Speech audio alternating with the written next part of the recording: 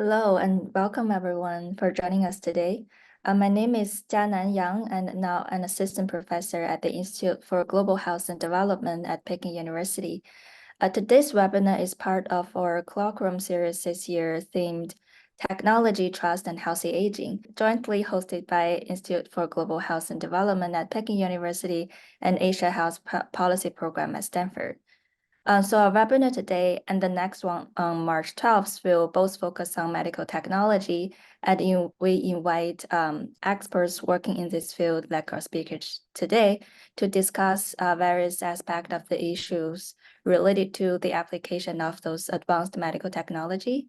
So I hope you can keep an eye on our event announcement page, and I hope to see many of you in our future events there. And so today, we are super delighted to have with us Professor Ziad Obermeyer to present his research on how machine learning could help us learn about sudden cardiac death.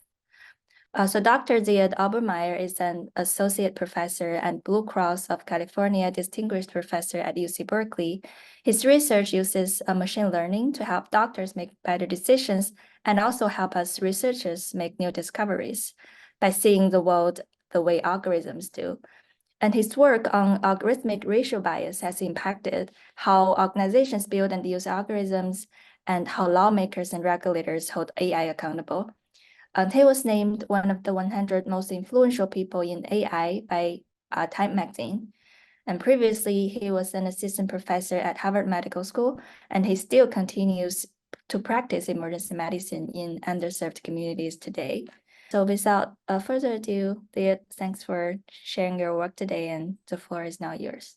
Thank you so much for having me. I always enjoy actually events that are in places, even virtual places that are not where I usually present, because I usually learn a lot about the way healthcare systems and technology is applied to healthcare systems in ways that are quite different from what I'm used to. So looking forward to a discussion. I thought what would be most interesting to talk about today is, I think, the project that I'm working on today that I'm most excited about.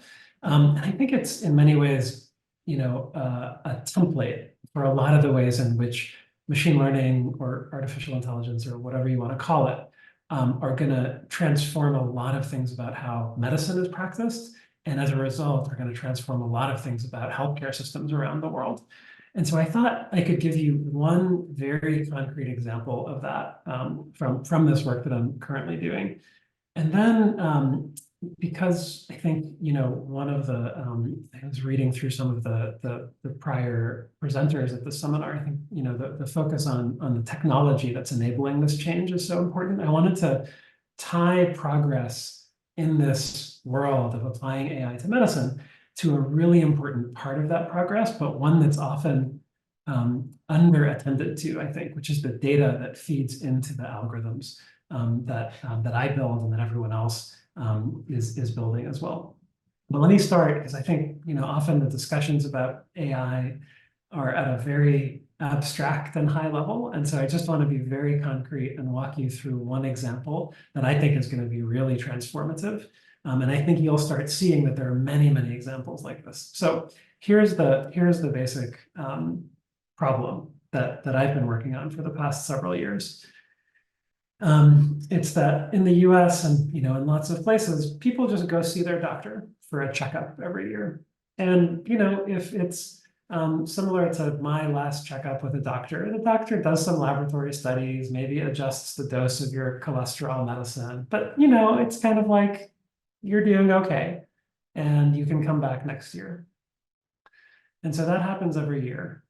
But the other thing that happens every year is that a lot of people just drop dead with no warning. And this is, it's called sudden cardiac death, which is a good description, but not that helpful of a description. But it is exactly what it sounds like. An arrhythmia just causes the heart to stop. And one of the problems with this that makes it very poorly understood is that by the time you know whom to study, you might want to get lots more information to understand why this problem happened. It's very hard to study them because they've already died. And so you can no longer do the tests that you'd like to do to try to understand what happened to them. And so one of the things that was very transformative 40 years ago was the development of monitors that could be placed on people. So they were like these big things the size of like an old tape recorder that you wore strapped to your chest. And occasionally those monitors would catch what happened in someone right before they experienced one of these events. And so it became clear to researchers that these arrhythmias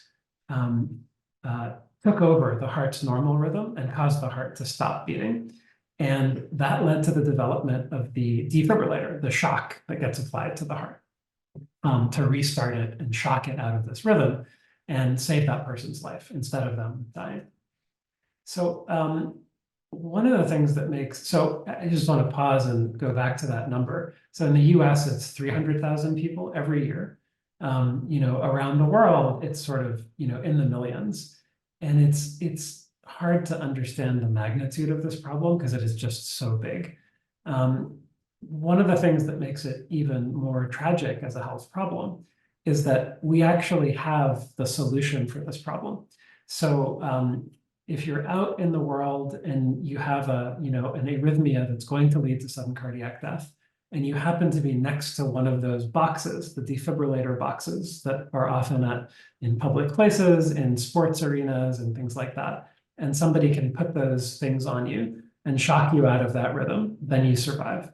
But a much better solution is if you knew that someone was at high risk, you could actually implant this defibrillator in their heart so that they don't have to be near a defibrillator to survive. This device will shock their heart out of that rhythm and save their life.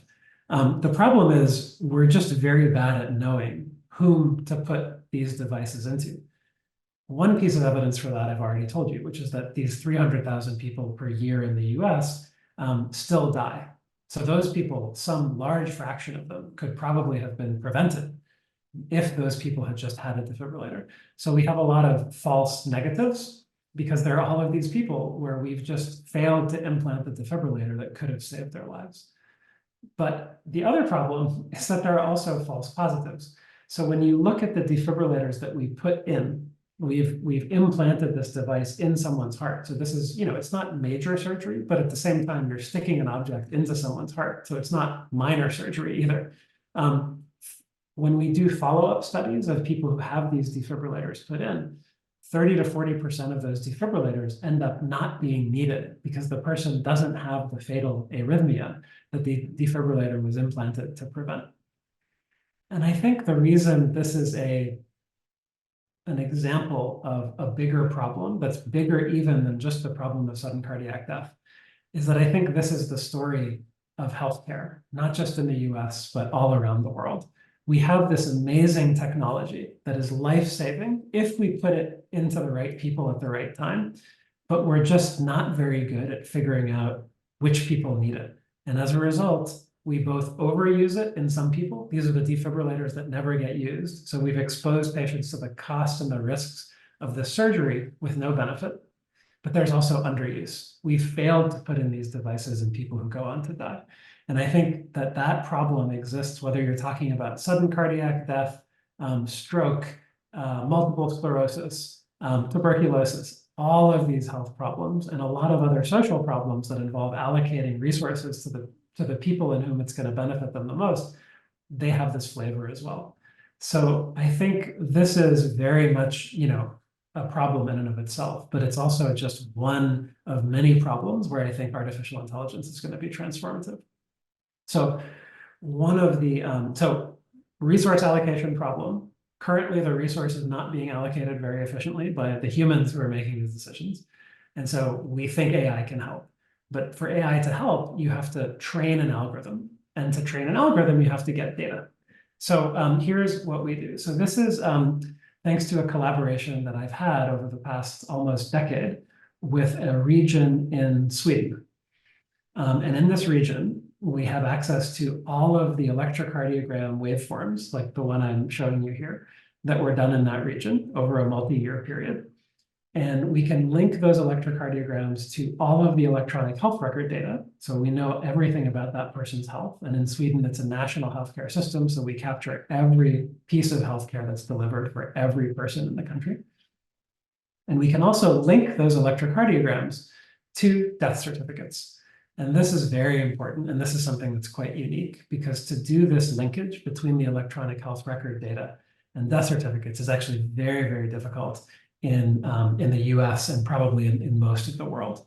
But thanks to that linkage, we can actually see who experienced a sudden cardiac death and train an algorithm to look at the electrocardiogram and predict who's going to have this outcome.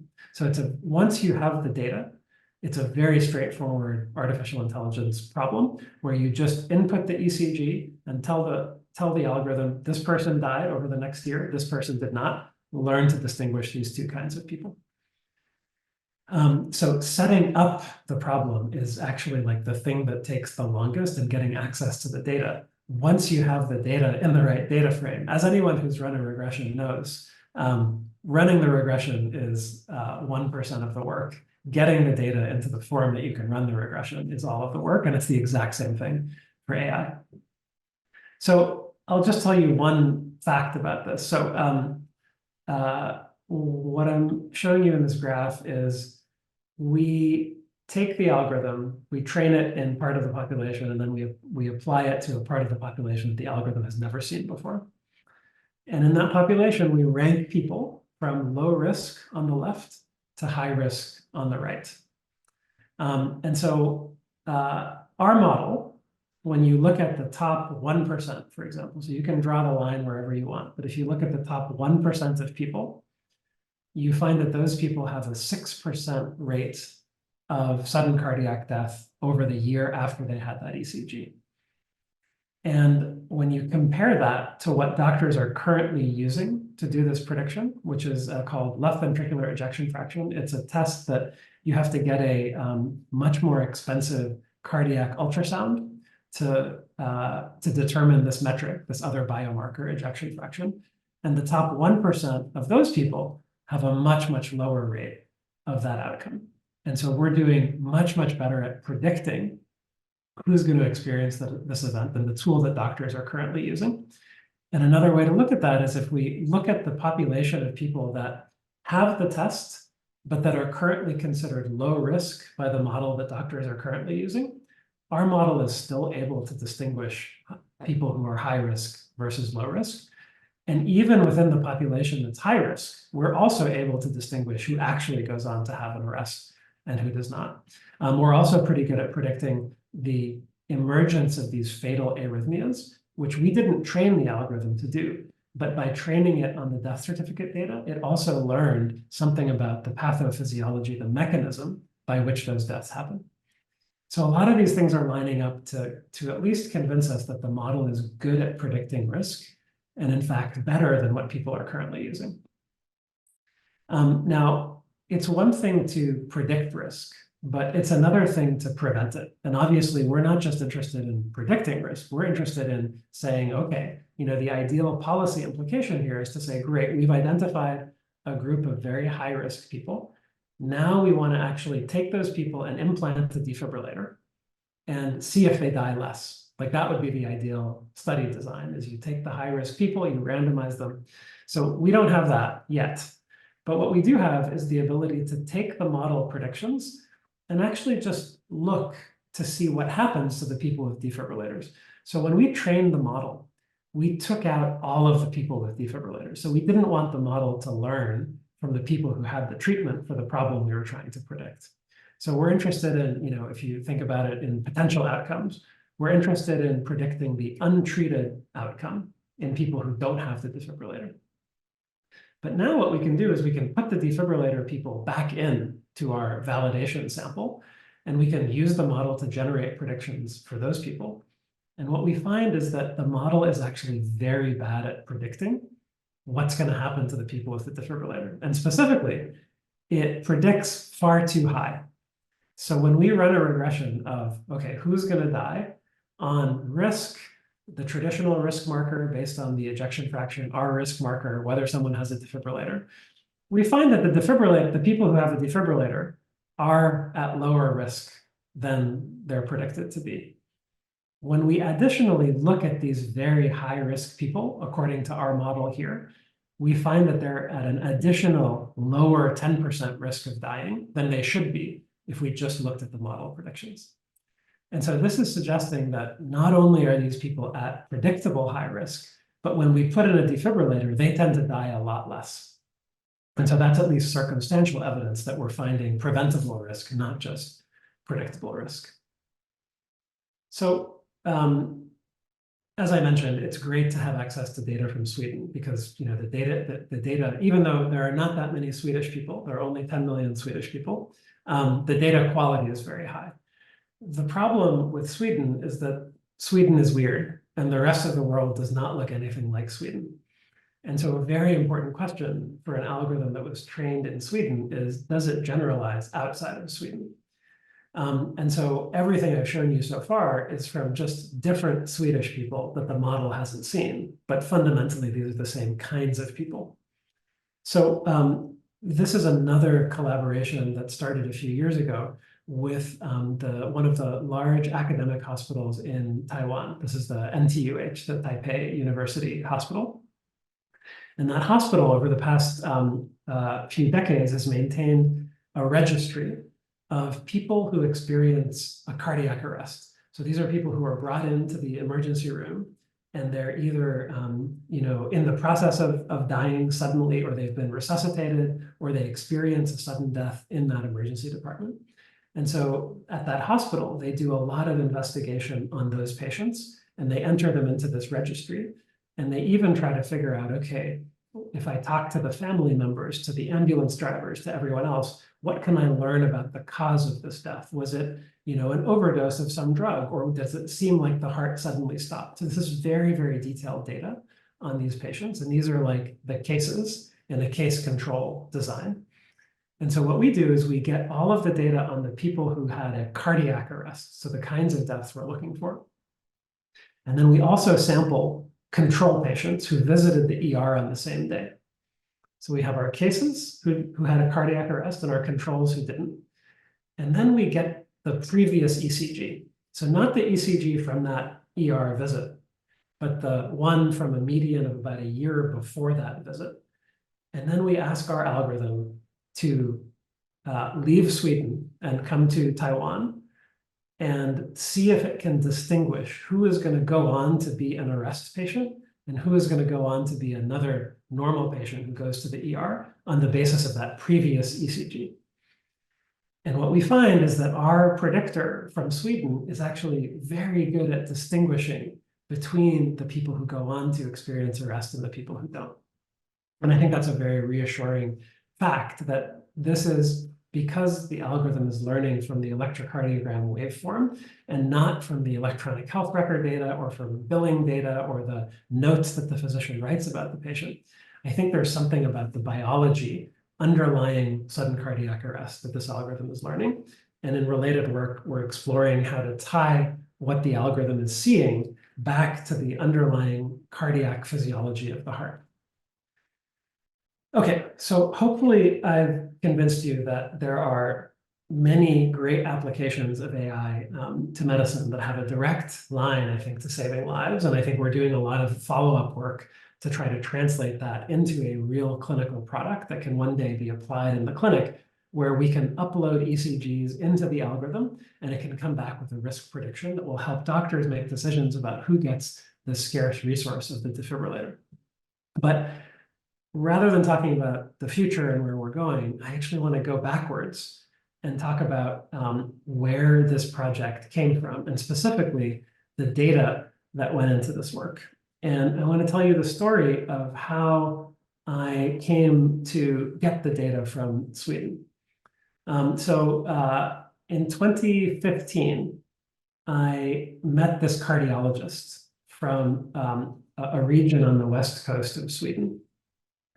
And I met him through a colleague, and we started talking about this kind of project in 2015. And then, he was excited about it. He's a cardiologist. He's interested in AI. We wrote an IRB, and we went through many iterations. We got it approved in 2016. And then it took another year to get permission to merge in the death certificate data from the national authority that controls the death certificates and clean up those data. One interesting fact about at least many health systems in the US and Europe is that the health systems have purchased a piece of software from a large company like GE or Philips to store their electrocardiograms.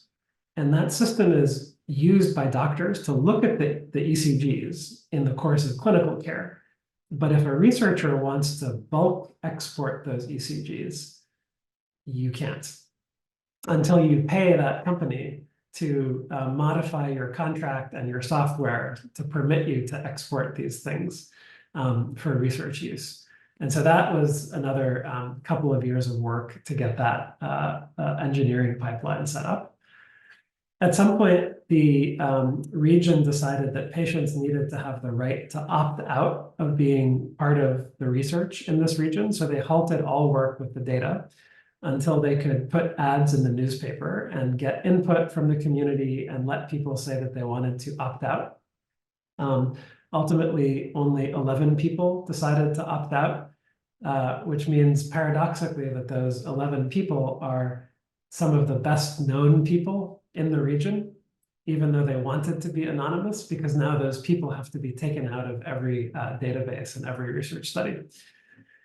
And then more IRB amendments were required. And finally, access was granted in around 2020. But then we needed to add computing capacity to be able to run these models locally. And so this took a long time. And one reason that I was able to persist and continue this project is because in 2014, I actually met my future wife. And she happens to be from the same region in Sweden as this cardiologist. And so every summer we would go to Sweden and I would check in with Marcus, the cardiologist, and we would talk about the project and make sure things were on track. And so this was a very nice coincidence, but not a very good model for getting data access more broadly for research. So this is not just a problem for me in this project. I think this is a huge problem for society in general, because the data that are stored in these health systems have enormous value. And they have enormous value to all of us. And so I think they are very much what I consider to be a public good. And they're a public good because even though, of course, when you go into the doctor and you have a laboratory study done or an X-ray taken, of course, you should have a say in what happens to those data. They are about you. But it's not clear that you should own those data because you're not paying for those data yourself. We're all paying for those data and for the clinical care that produces it via government health systems, private insurance premiums, and other things. So the data, in a very literal sense, belong to all of us and need to be stewarded in a way that benefits all of us, in a way that still preserves the privacy and the respect for the patients who are contributing data to these data sets. So the two ways that I think these data should be used more broadly is, number one, to build this new field that applies machine learning to health, or that applies it to criminal justice, or that applies it to other areas of huge social value that generate a lot of data and that involves a lot of really high value decision making. The other is so that people who want to build and validate products that will one day be used in the clinic should be able to build those products. And I think that's a distinct goal from research, because as all of us who write research papers know, the skill sets and the things that we need to do to write a research paper are very, very different from the skill sets that we need to build a product and get that into production and in use in the real world. It's a very different way to write software code, to get things into use, to negotiate with organizations. So these are two completely different skill sets, and they're both very, very important. And in both of these areas, I think people have a very hard time getting data. So I wanted to tell you about two applied projects that I've been working on over the past few years that try to at least contribute to solving those problems. So first, the field building thing. So a few years ago, one of my co-authors and I, Sundal Mulanathan at Chicago, started a nonprofit called Nightingale Open Science.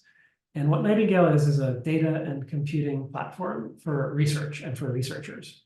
So what we do is we work with health systems, but also with government agencies and anyone who has interesting data to identify problems that they want to solve, research problems, operations problems, any problems that they're interested in.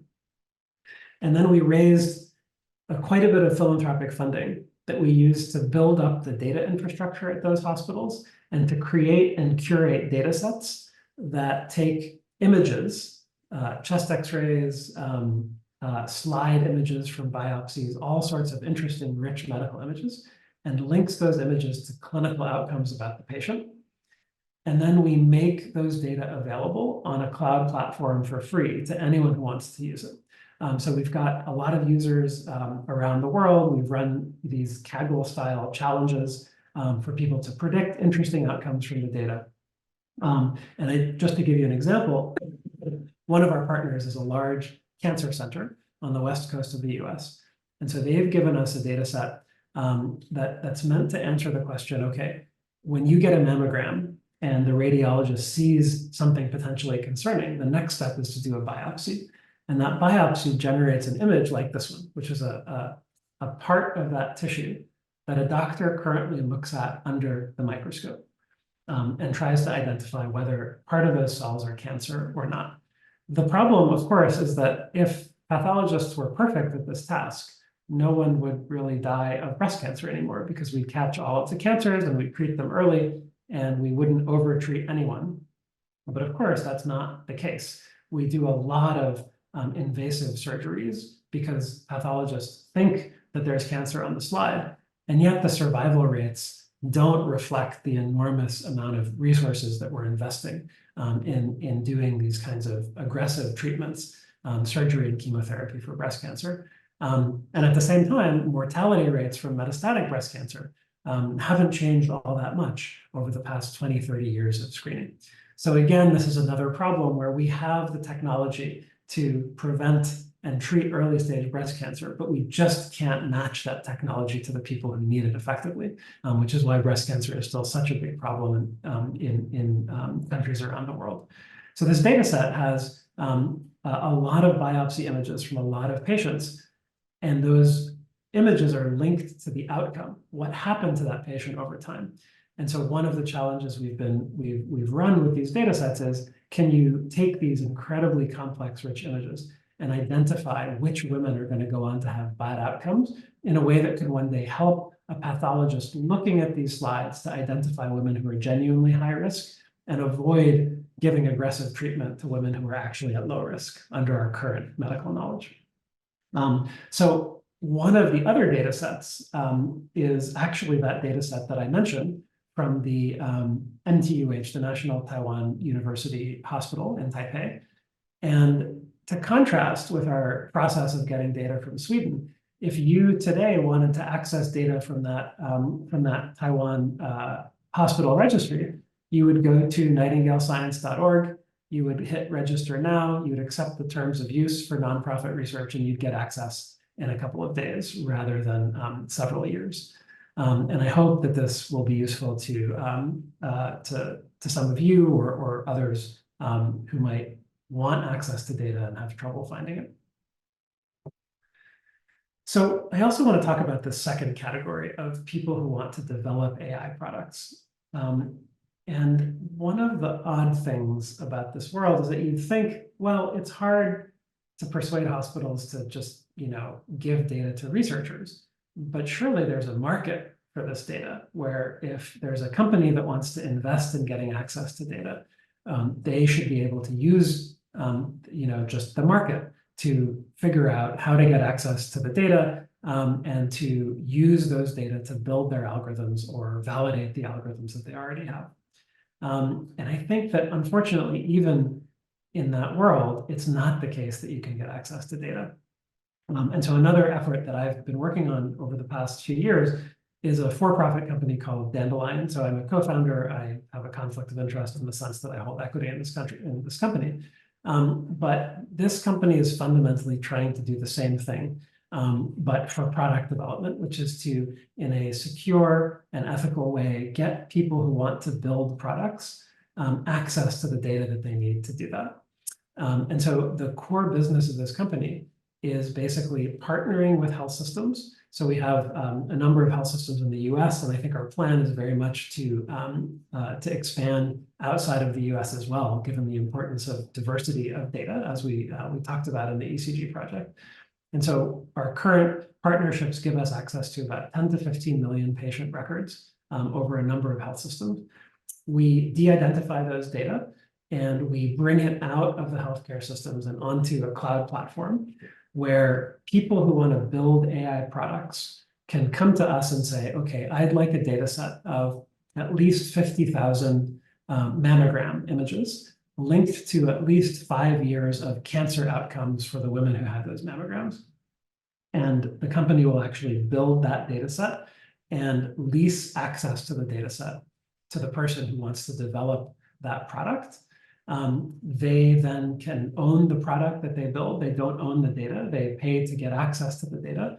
And then we share the revenue from that company back to the healthcare systems that provided the data in the service of clinical care.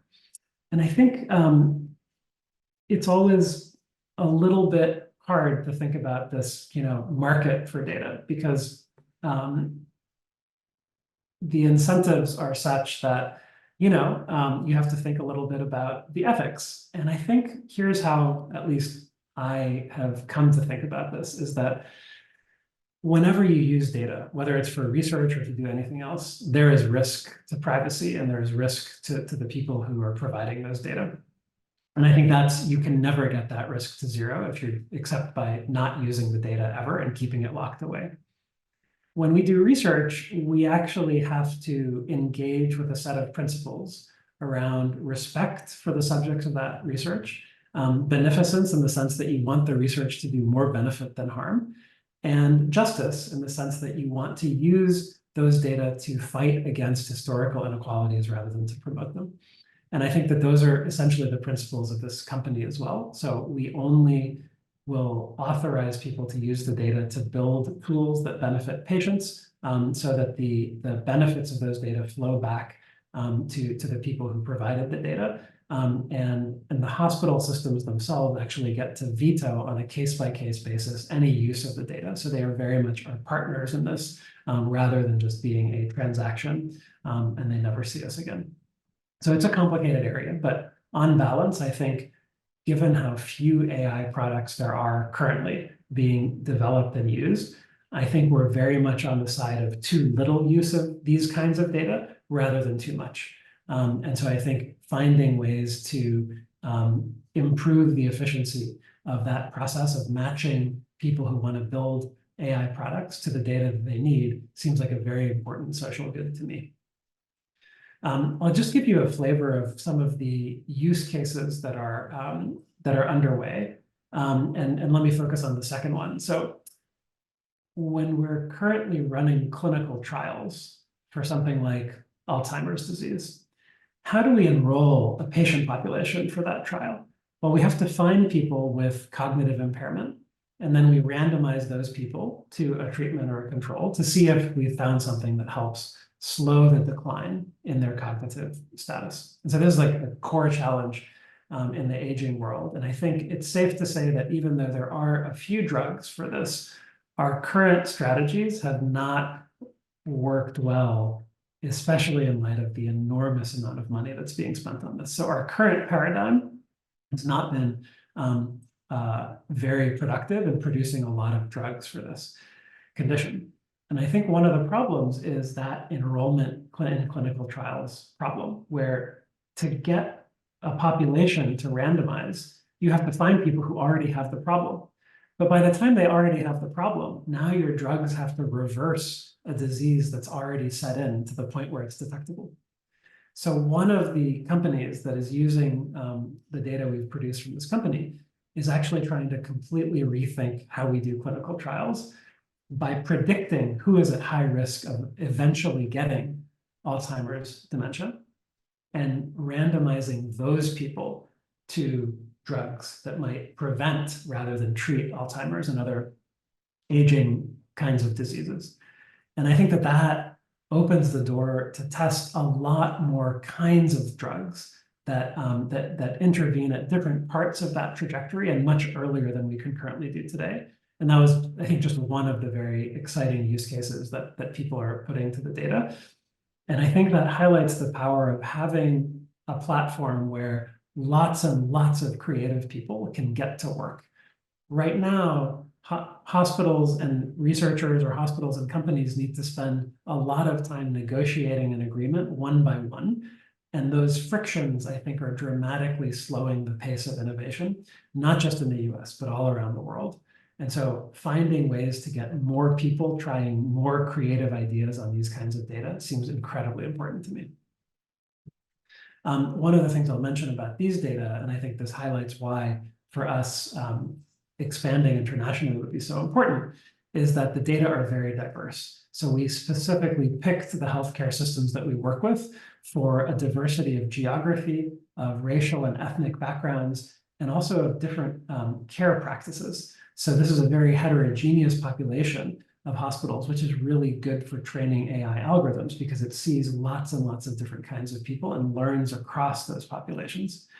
And unlike many parts of the US and also other parts of the world, these healthcare systems, by virtue of where they are geographically or how they do business and how they follow up patients, they have very good longitudinal coverage of people over the life course. So we're able to see a very high fraction of the care that people get, rather than seeing only a fraction because the care is distributed across many different kinds of hospitals and health systems where that person lives.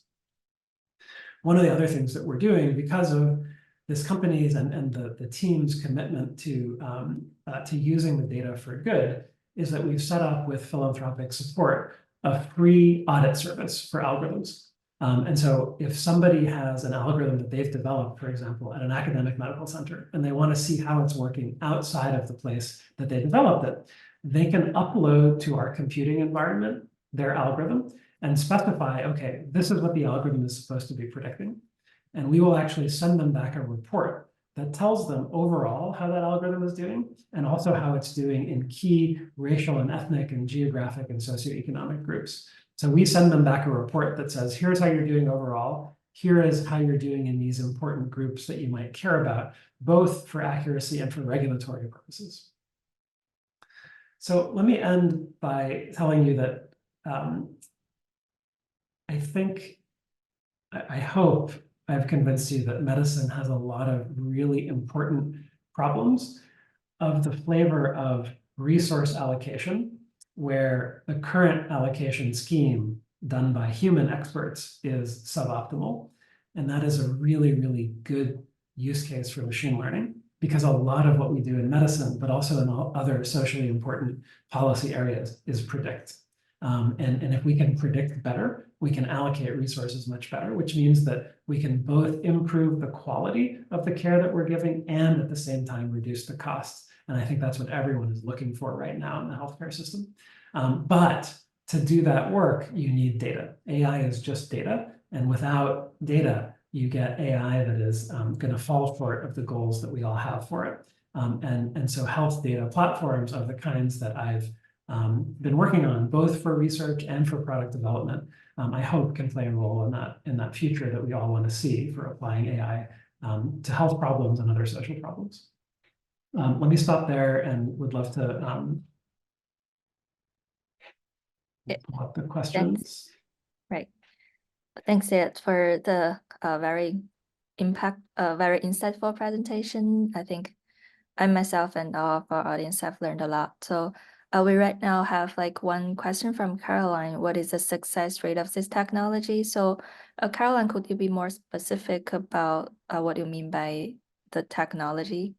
What specific technology? Success rate.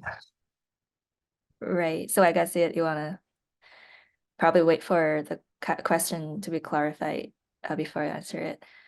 So while we wait for the clarification and our audience to enter more questions, I want to take this opportunity to ask a question of myself. So I think you touched on so I myself have not done like a lot of work in the machine learning and health field, but I've been very like excited to learn all the researchers that have been done, and I think it's really the frontier of the development of the health field. I think you touched on two very important issues about like either doing research or the application of this type of technology. The first is you spend a lot of time talking about this. It's the data availability, right? It's the difficulty of getting the data.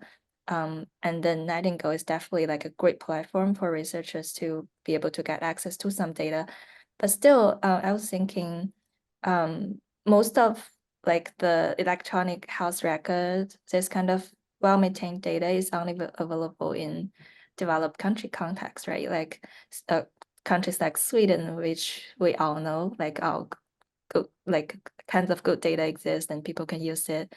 And also the context of like the US you studied a lot, and also Taiwan, which is like a pretty developed region in Asia, right? So I was wondering, you have also done work in the global health setting. So I was wondering, how do you think if we cannot get good data from other parts of the world, how would that impact the overall equity, right, in applying this advanced medical technology in a global scope? Yeah, thanks for asking. I think it's a really important question. And I think it's one of the reasons that I'm so optimistic about algorithms that take as inputs things like medical images and waveforms. So, I have a paper that we published 2 years ago on helping emergency doctors diagnose heart attack in the ER. And the inputs for that algorithm are electronic health record data. So codes, medications, laboratory studies. And so we put together this very large set of features. It's like 16,000 features from the electronic health record. And I did this work at the hospital where I was working at the time in Boston. So I knew a lot about the data. And so I cleaned all the data myself. And, it was like a very laborious process. We then wanted to take that algorithm and apply it to a new hospital so that we could run a large randomized trial of that, deploying that algorithm in some patients or hospitals and not in others, and seeing if that improved patient health. So it took us actually about almost 2 years to rebuild that algorithm in the new system, because all of that data cleaning work needed to be done again. And so even though, you'd say, oh, Boston has electronic health records, and, this health system on the West Coast has electronic health records, and it's, it was the same record, like the same software manufacturer. It was completely different, and it needed to be rebuilt.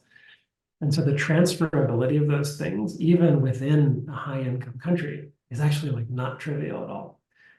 Compare that to this electrocardiogram-based predictor, where it was actually like much, much easier to transfer the algorithm from Sweden to Taiwan.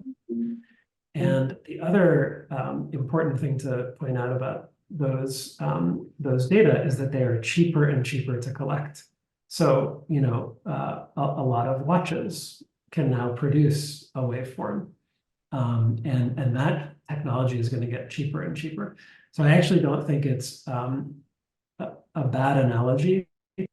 Just as a lot of other technologies have leapfrogged, and like gone, instead of going through landlines, just directly from no phones to cellular phones. I think health records might do the same thing in developing countries, which is rather than getting all of this, garbage from the electronic health record, we can actually just start collecting really good biological data, processing it through algorithms, and that can be the electronic health record. Right. So I think we have new technology in development to help us like more and more cheaply to collect data and make the application of those kind of like AI technologies possible to reach a wider range of people, right? Yeah, thanks for that. So we do have some questions from the audience. The first question is from Ni Yin, and the question is about like a concern about making prediction of disease risk using algorithm is whether the algorithm might be used by insurance companies to determine health insurance premiums. So what's your take on this? Yeah, I think in a lot of ways, AI changes some of the power dynamic between the patient and the insurance company. I think traditionally we've thought that people know more about their health than the insurance company. So many papers have been written about this problem. People know if they smoke or not. And so it creates this bad selection into insurance plans that can be catastrophic for insurance. And so we're used to thinking about the insurance company as the victim of imperfect private information that the person has and the company doesn't. But I think AI completely changes that because, and this isn't totally new. We've had data on people for a long time, but I do think that it's a real concern that insurance unravels the more and more you know about individual risk.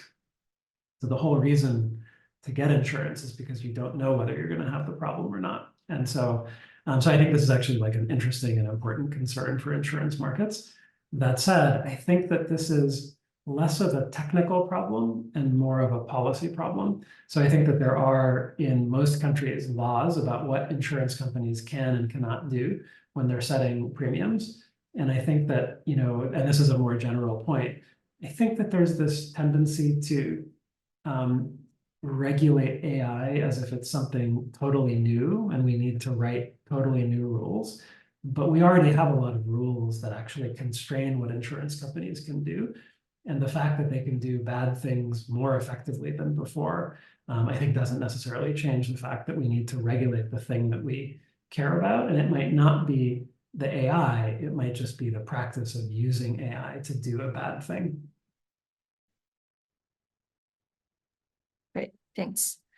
So we have another question from the audience asking which one is an effective method for treating heart diseases. So I guess probably the question is more about like the application of AI in treating heart diseases, probably in That might be others. another one where we can wait for more clarification on the question. Right, yeah. So if you wanna like clarify your question a bit, yeah, that would be great. So right, so I do have like another question. So I mentioned in the beginning, I think there are two very important issues, right? The first is with data access, and the other is like with the application of the technology. And it's great to see that you are like developing this platform for people to use the data, the resources to develop algorithms that can be used in real world and make a real impact. So I know that you have worked also on another project related to diagnosing physician errors. And I think in this project, you're also saying that the algorithms can sometimes do better than humans, better than physicians. So when we introduce this kind of technology to physicians to the real world, will there be some like possible barriers or like people might not be willing to admit that they are not doing as good as like an algorithm, a machine or something like that? Yeah, just curious about your observations on that. Yeah, I think there's a lot of worry about these kinds of technologies that doctors won't want to use them. I think I have a slightly different take on this than maybe most people, which is that I think the real danger to doctors is algorithms that try to replace doctors. So there's a lot of algorithms out there that so what we do is we say, okay, here's an electrocardiogram. Here's what happened to the patient in terms of like, did they have sudden cardiac death or not? So we're training the algorithm to do something that doctors currently don't know how to do well, which is predict sudden cardiac death from the ECG. Most algorithms that are applied to ECGs, if you look at the literature, they don't predict the patient outcome. They predict what a doctor would say about that ECG. Part of the reason for that is because most of the machine learning playbook has come over from the machine vision playbook in ImageNet is basically, here is a picture. here is what someone on the internet said was happening in this picture. Predict what the person said about this picture. And that picture is two people playing frisbee on the beach. So there's not like, that's what's in the picture. And what the person says is a good description of that object. But now what the cardiologist says is not necessarily a good description of what's in the ECG, because there's lots of things we want to do that cardiologists can't currently do. But the data sets are much easier to create when you're just pairing the ECG and the human interpretation. Like we have data on that. We have a way to produce more of that data by just paying cardiologists to read these things.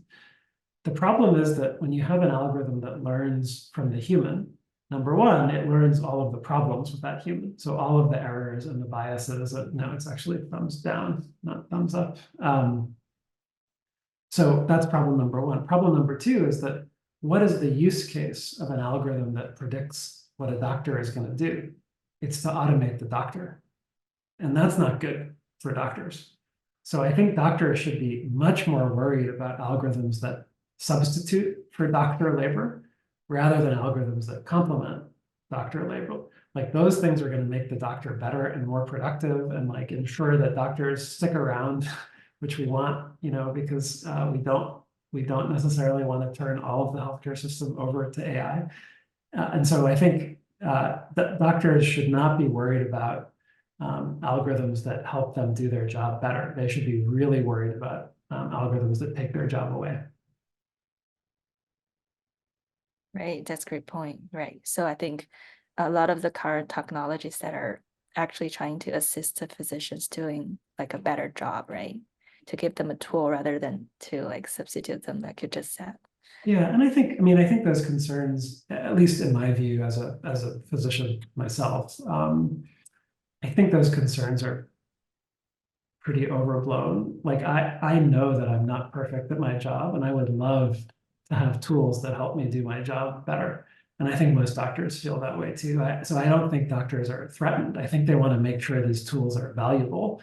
And a lot of the tools that they're being shown are not valuable. And so we shouldn't conflate like doctors not wanting to adopt bad tools with doctors not wanting to adopt tools in general. I think doctors are very happy to have tools. If anything, I think our healthcare system adopts too much new technology, not too little technology. And so I don't think there's going to be any problem getting these things into use if they actually work. Right. Yeah, great. Can I ask you a question about, like, do you happen to know how, like, what the state of adoption is in China now of sort of health AI tools? Or yeah, I'd love to learn anything about like where we are now and sort of like curious if you know much about it. Yeah, I think there's currently like a great interest in health and AI in China. And I think a lot of like companies are trying to develop tools where they use this kind of like AI technologies to benefit the patients. Right. But I think because of some of the data constraints, we are not able to do like, I think, large scale researches on that. I think as a scale of research that you presented just now. But for like a project that the Peking University Institute of Global Health for Development, the institute that I'm currently affiliated with, there's a project we are trying to conduct with is like a project about surgical robots. So that's kind of like a very hot topic in China right now. People are very excited about that to see what's the potential of applying surgical robots starting from major hospitals and probably later to the rest of the country. So there's definitely like a great enthusiasm about AI and technology and like all the related stuff, right? So that's why we are I'm super excited to surprised. Yeah, I'm surprised that data access is an issue, because at least my mental model is that, like the hospitals must be very big, and even if you get an agreement with one health system, you must have a lot of patient records. Is it that you're just not allowed to do much with the data, or where's the bottleneck? Is it a policy problem? Is it yeah. Right. So I think in general, there's like a great like data regulation in place, and there's a lot of like data privacy concerns. So I think even the researchers are still trying to figure out how to how to get access to the data under those kind of concerns and regulations. I see. So Let's that's say why, like outside of China. Yeah.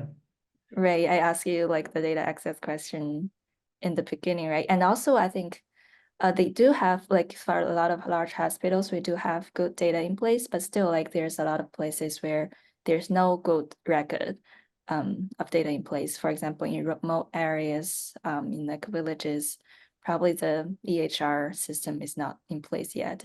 But this is also like another thing that like the government and the regulators are trying to do, which is to establish the EHR system. Yeah, very interesting. We're hopeful for that.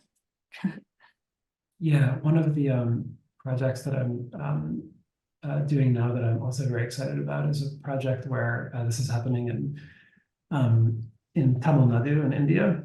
And it's taking advantage of a setup that the JPAL has within. It's a household survey where they have a panel of 4 rural households of older people who are living alone. And one of the things we're doing is we're basically having a population of people where we get both a point of care test. So for example, like a smartphone-based electrocardiogram. And then we also get the full 12-lead electrocardiogram. And we also get a bunch of other tests, including cognitive testing, functional status testing, cardiac ultrasound. And the goal is to basically create algorithms that predict the result of the expensive tests from the Right. point of care test so that we can deploy those in the household survey. And I wonder if something like that might also be interesting to do in some of the places that you work, because I think that it just lets you get so much more information about people so cheaply. And it could be a way to start identifying high-risk groups that you could then target for interventions, which is the goal of that work in teleloving lesson. Right, definitely. I think the reason that I asked the data access issue and like you mentioned this kind of like cheap technology to help you learn, right? The like valuable information, which probably you don't need this kind of expensive thing to do to be able to make the prediction. I think Yeah. definitely it's like kind of like mind opening to think about some possible applications in the Chinese context and Yeah, right. and I think one big advantage that you might have working there is just the availability of very cheap, very high quality technology. So I bought a little handheld ultrasound machine. Uh-huh. I think it was from it was from a company based in Shenzhen. All And right. it Yeah. was so much cheaper than anything on the US market. And it Right. incredibly good. And so I can imagine, like if it's hard to get access to data, I think you can work at a scale and an expense point where you can just generate your own data Right. and use that to have that leapfrogging thing that could be really cool. Yeah. Yeah. I was like to apply for like thinking about what can something like you said, like you just said, probably it's like kind of like very expensive to do in the US or in China or in like other contexts, it's like much cheaper and more feasible. Yes. Um, right. Nice to meet you. Thanks for inviting me. And please let me know if I can be helpful as you think about this work in the future. Yep. Thanks a lot, Leah, for sharing your work today, and thanks for doing that. And hope to be in touch with you for future webinars. And thank you all again. Have a good night. Bye-bye.